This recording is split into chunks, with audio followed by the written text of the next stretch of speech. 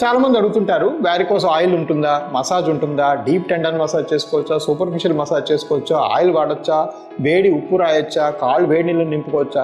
ఇవన్నీ completely useless అండి. వీటి వల్ల ఎటువంటి ఉపశమనం కూడా కలగదు వారికోస్ పెయిన్స్కి.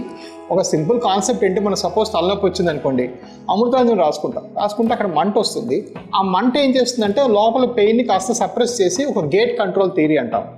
అదేవిధంగా కాళ్ళలో అధికంగా పెయిన్ వచ్చినప్పుడు మనం బయట గట్టిగా రుద్దుకుంటే ఈ ఇంపల్స్ వెళ్ళి ఆ ఇంపల్స్ని కొంచెం తగ్గించి టెంపరీగా తాత్కాలికంగా రిలీఫ్ లాగా అనిపించవచ్చు మసాజ్ చేసుకుంటే. బట్ దానివల్ల మీ కాళ్ళలో సర్క్యులేటరీ ఫెయిల్యూర్ ఏదైతే ఉందో, బ్లడ్ సప్లై ప్రాబ్లం ఉందో అది ఏ విధంగా కూడా సాల్వ్ అవ్వదు.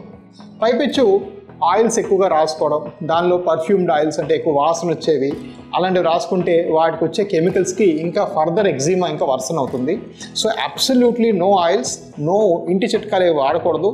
ఆయిల్స్, క్రీమ్స్, అన్నెసెసరీ మసాజెస్ వీటి వల్ల ఎటువంటి ఉపయోగం కూడా లేదు.